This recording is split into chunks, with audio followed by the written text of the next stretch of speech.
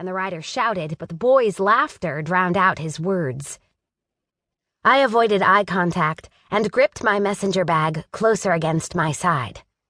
On my right was a row of shops. Striped awnings hung off the wooden supports, and posters for the latest underground club, the kind my brother didn't approve of, plastered the windows. I stepped over a lumpy brown stain on the ground and cut through an alley, taking the shortcut to the district mail center. Laundry hung on either side of the walls, while rusty pipes crawled up the bricks like veins. I kept to the middle of the alley. The walls looked slick with something green and possibly moving. Up ahead, a young woman with a black and white mohawk leaned against the rungs of a broken fire escape. The metal creaked on flaking hinges as she shifted against it. She stared down at her gray boots, her hands buried in the pockets of her sweater. I walked briskly. As I passed, I gave her the barest of nods, just to be polite. Reev always said to be polite, even if no one else cared. The girl lunged, shoving me up against the alley wall. I gasped as we hit the bricks, my bag cushioning the impact.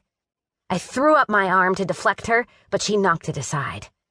Strong fingers, gritty with dirt, clamped around my neck. A clammy palm pressed into my collarbone, and a sharp edge dug into my ribs. If my tunic ripped, I would deck her. My tunic was drab gray, worn thin at the elbows and with partially unraveled loops stitched along the hems. Nothing special, except that Reev had made it for me. "Bit far from the White Court, aren't you?" the girl sneered, her lips stained bright red. "How much you think someone will pay to get you back?" I stopped, struggling. "What?" Laughter bubbled up my throat. Okay, this was new. The fingers around my neck loosened, and the girl jerked a bit. "What's so funny?" "I live in the Labyrinth," I said flatly. If the North District was purgatory, then the Labyrinth was hell.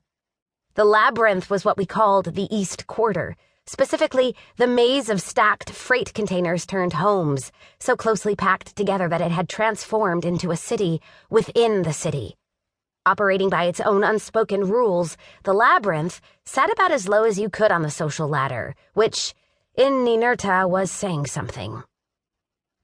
No one's going to pay a credit for me, which was a lie because Reev would pay every credit he'd saved for us to get away from the dripping metal walls and claustrophobia of the Labyrinth. He'd give up even more than that for me, and I could never let that happen. "I saw you leave the White Court," the girl said, her sweaty hand sliding against my skin. Her nervousness didn't reassure me. It only made her more unpredictable. "Look closer," I said, and glanced down at the messenger strap on my shoulder. I brushed aside my long, black hair, and the girl focused on the yellow bird sewn into the old canvas. It was the District Mail Center's logo, a quaint bit of symbolism about flying and freedom, which was deeply ironic, and something I didn't think about for fear my eyes would roll clear to the outlens. The moment the girl realized what she was looking at, her body grew rigid, and her already pale face went ashen. Well, the girl began. She shouted a curse. The knife at my ribs dug harder. I sucked in my breath. The girl swore again. "Are we done then?" I felt kind of bad for her. She couldn't have been much older than me, maybe 18 or 19, though most kids around here had broken into their first shop by the time they were 5. Didn't know if that was true for me. I couldn't remember anything before I turned 8. I had to get going, or I'd be late returning my bag to the DMC. My route was timed, and I couldn't afford to lose any credits. The girl's hand tightened around my neck. "You're pretty," she said, her gaze flicking across my face. "And those eyes are something else." I groaned. "Here we go." "Bet you'd get me a good price at the docks." I had heard enough. I reached out with my mind, feeling for the threads of time that flowed around us. They were everywhere. If you had the ability to see, intertwining the people, the weathered buildings, the stones beneath my feet. They moved everything.